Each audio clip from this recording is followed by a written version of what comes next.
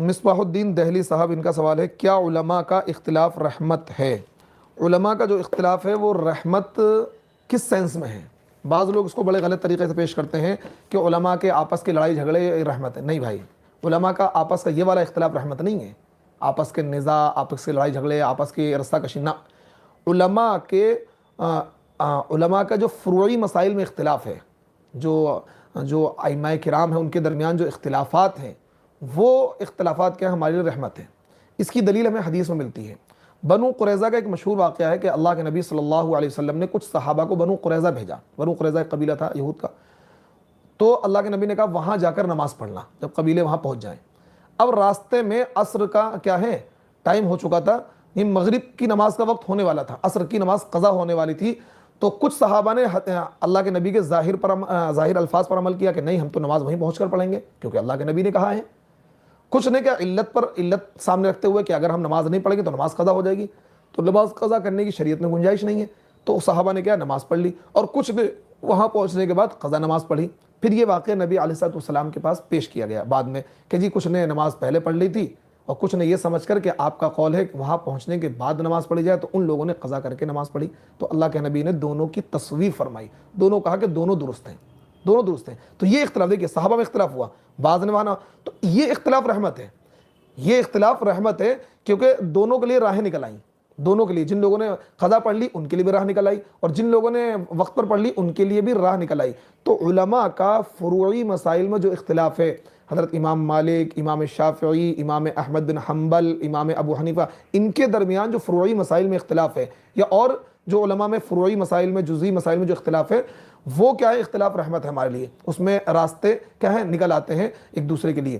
لیکن جو اصول ہیں، جو مبادی ہیں، جو بنیاد ہیں، ان میں عالموں کا اختلاف نہیں ہے۔ علماء اور اصول اور بنیاد میں کیا ہے؟ علماء کا اختلاف نہیں ہے، ایک بات۔ دوسری بات یہ ہے جو عقائد ہیں، عقائد میں علماء کا اختلاف نہیں ہے، جو مسلم عقائد ہیں اس میں علماء کا اختلاف نہیں ہے۔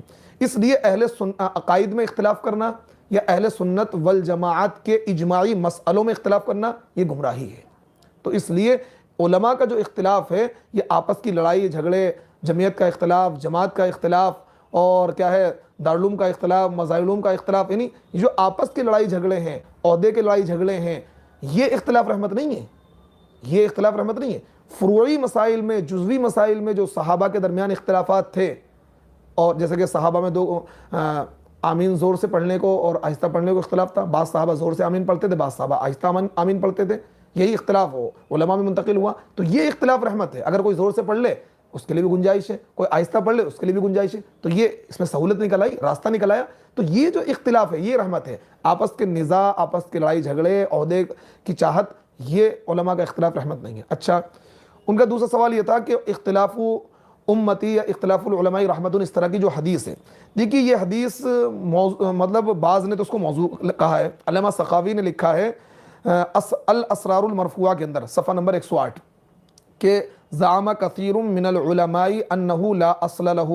علامہ سخاوی نے لکھا ہے کہ بہت سے علماء کا گمان یہ ہے کہ اس حدیث کی کوئی اصل نہیں ہے، لیکن نہیں، بعض علماء نے، علامہ سیوطی نے اور بعض علماء نے اس حدیث کو اپنی کتابوں میں نقل کیا۔ البتہ یہ روایت ضعیف ہے، اختلاف العلماء یا اختلاف امتی رحمت والی جو روایت ہے یہ ضعیف ہے، لیکن بعض علماء اس کے بارے میں کہتے ہیں کہ اس کی کوئی اصل نہیں ہے۔ خیر، یہ روایت ضعیف تو ہے، یہ تو بات ثابت ہے، بعض کے نزدیک اس کی اصل کوئی نہیں ہے، یعنی ان کے نزدیک موضوع ہے، لیکن اصل بات یہ ہے کہ علماء کا کون سا اختلاف رحمت ہے وہ میں نے آپ کو بتا دیا۔ فروعی مسائل کا جو اختلاف ہے وہ رحمت ہے، اور آپس کے لڑائی جھگڑے، نزاع، عہدے کا جو اختلاف ہے وہ رحمت نہیں ہے۔